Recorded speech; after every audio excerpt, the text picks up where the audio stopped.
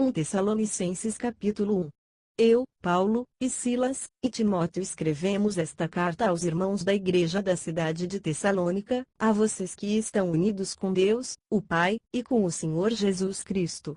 Que a graça e a paz estejam com vocês. Nas nossas orações sempre damos graças a Deus por todos vocês e nunca deixamos de pedir em favor de vocês. Pois lembramos, na presença do nosso Deus e Pai, como vocês puseram em prática a sua fé, como o amor de vocês os fez trabalhar tanto e como é firme a esperança que vocês têm no nosso Senhor Jesus Cristo. E irmãos, sabemos que Deus os ama e os escolheu para serem dele. Pois temos anunciado o Evangelho a vocês não somente com palavras, mas também com poder, com o Espírito Santo e com a certeza de que esta mensagem é a verdade. Vocês sabem de que maneira nos comportamos no meio de vocês, para o próprio bem de vocês. E vocês seguiram o nosso exemplo e o exemplo do Senhor Jesus. Embora tenham sofrido muito, vocês receberam a mensagem com aquela alegria que vem do Espírito Santo. Desse modo vocês se tornaram um exemplo para todos os cristãos das províncias da Macedônia e da Caia. Pois a mensagem a respeito do Senhor partiu de vocês e se espalhou pela Macedônia e pela Caia, e as notícias sobre a fé que vocês têm em Deus chegaram a todos os lugares. Portanto, sobre isso não é preciso falarmos mais nada. Todas as pessoas desses lugares falam da nossa visita a vocês e contam como vocês nos receberam bem e como vocês deixaram os ídolos para seguir e servir ao Deus vivo e verdadeiro. Elas contam também como vocês estão esperando que Jesus, o Filho de Deus, a quem Deus ressuscitou, volte do céu, esse Jesus que nos salva do castigo divino que está para vir. 1 Tessalonicenses capítulo 2. Vocês sabem muito bem, irmãos, que a nossa visita não ficou sem proveito. Sabem também como fomos maltratados e insultados na cidade de Filipos, antes de chegarmos aí em Tessalônica. Fomos muito combatidos, mas o nosso Deus nos deu coragem para anunciar a vocês a boa notícia que vem dele. Aquilo que anunciamos a vocês não se baseia em erros ou em má intenção, e também não tentamos enganar ninguém. Pelo contrário, sempre falamos como Deus quer que falemos, porque Ele nos aprovou e nos deu a tarefa de anunciar o Evangelho. Não queremos agradar as pessoas, mas a Deus, que põe à prova as nossas intenções. Pois vocês sabem muito bem que não usamos palavras bonitas para enganar vocês, nem procuramos tapear vocês para conseguir dinheiro. Deus é testemunha disso. Nunca procuramos elogios de ninguém, nem de vocês nem de outros. No entanto, tínhamos o direito de exigir de vocês alguma coisa, por sermos apóstolos de Cristo. Mas, quando estivemos com vocês, nós fomos como crianças, fomos como uma mãe ao cuidar dos seus filhos. Nós os amávamos tanto, que gostaríamos de ter dado a vocês não somente a boa notícia que vem de Deus, mas até mesmo a nossa própria vida. Como nós os amávamos! E irmãos, vocês com certeza lembram de como trabalhamos e lutamos para ganhar o nosso sustento. Trabalhávamos de dia e de noite a fim de não sermos uma carga para vocês, enquanto anunciávamos a vocês a boa notícia que vem de Deus. Vocês são nossas testemunhas e Deus também de que o nosso comportamento entre vocês que creram foi limpo, correto e sem nenhuma falha. Vocês sabem que tratamos cada um como um pai trata os seus filhos. Nós os animamos e aconselhamos para que vocês vivessem de uma maneira que agrade a Deus, que os chama para terem parte no seu reino e na sua glória. Existe outra razão pela qual sempre damos graças a Deus. Quando levamos a vocês a mensagem de Deus, vocês a ouviram e aceitaram.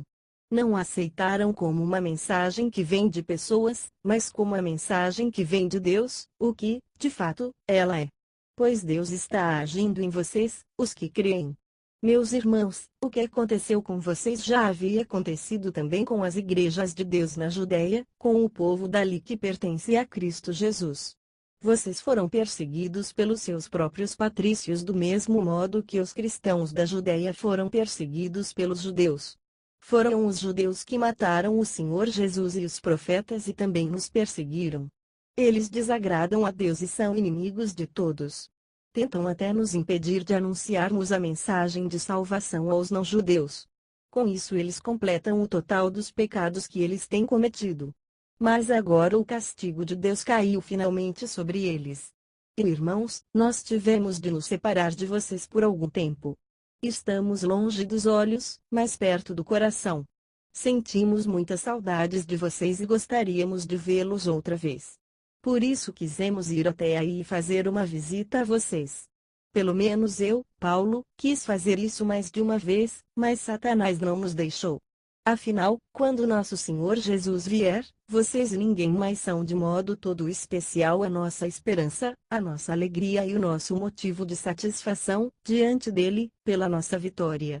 Sim, vocês são o nosso orgulho e a nossa alegria. 1 Tessalonicenses capítulo 3. Então não podemos aguentar mais sem ter notícias de vocês.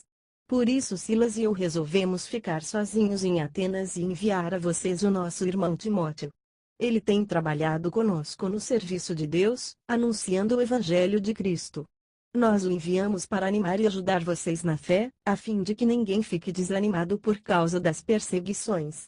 Vocês mesmos sabem muito bem que elas fazem parte daquilo que Deus quer para nós.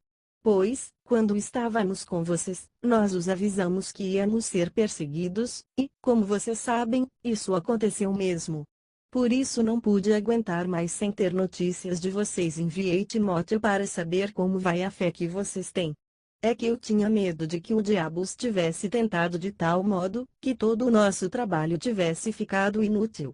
Agora Timóteo já voltou daí de Tessalônica e nos trouxe boas notícias a respeito da fé que vocês têm em Deus e do amor que vocês têm uns pelos outros. Ele nos contou que vocês sempre lembram de nós com carinho e que têm tanta vontade de nos ver como nós temos de ver vocês. Assim, irmãos, em todas as nossas dificuldades e sofrimentos o que nos animou foi a fé que vocês têm. Agora nós nos sentimos com mais vida porque sabemos que vocês continuam a viver firmes por estarem unidos com o Senhor.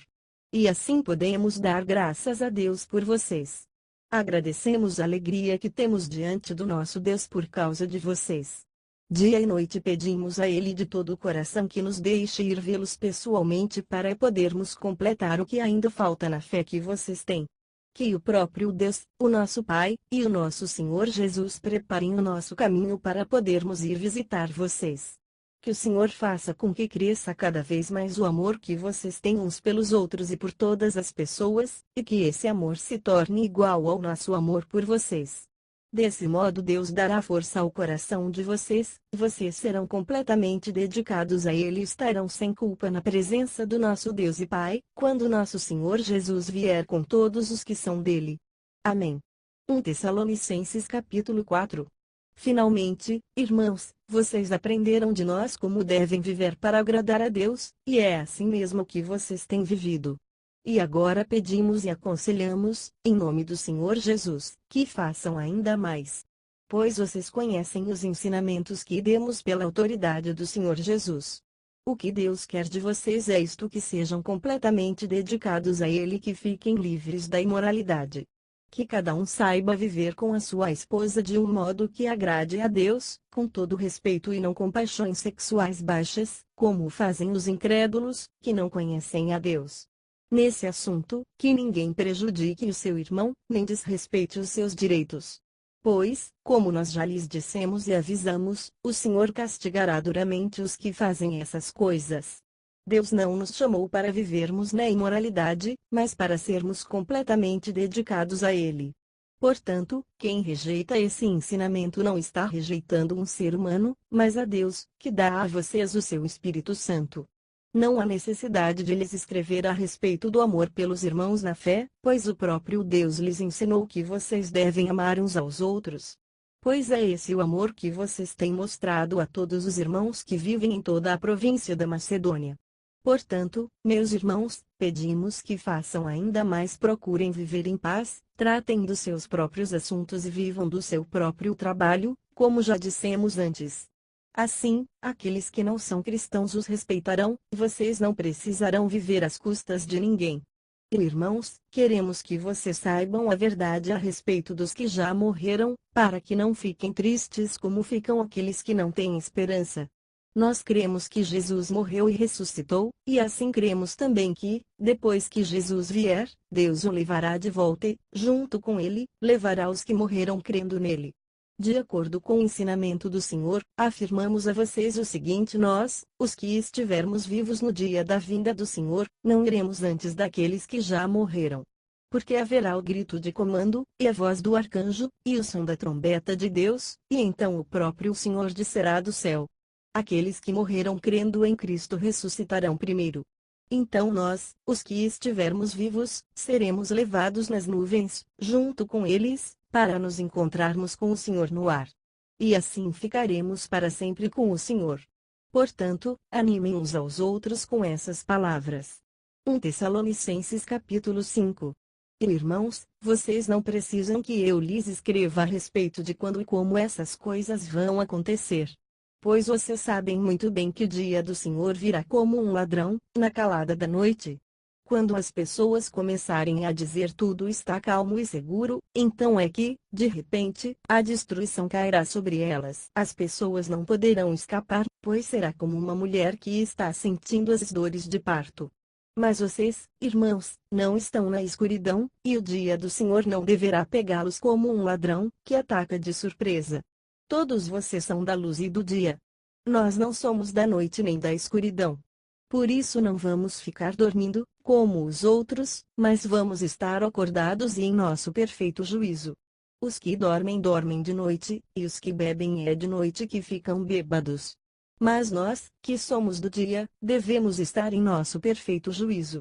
Nós devemos usar a fé e o amor como couraça e a nossa esperança de salvação como capacete. Deus não nos escolheu para sofrermos o castigo da sua ira, mas para nos dar a salvação por meio do nosso Senhor Jesus Cristo, que morreu por nós para podermos viver com Ele, tanto se estivermos vivos como se estivermos mortos quando Ele vier. Portanto, animem e ajudem uns aos outros, como vocês têm feito até agora. E irmãos, pedimos a vocês que respeitem aqueles que trabalham entre vocês, isto é, aqueles que foram escolhidos pelo Senhor para guiá-los e ensiná-los. Tratem essas pessoas com o maior respeito e amor, por causa do trabalho que fazem. E vivam em paz uns com os outros.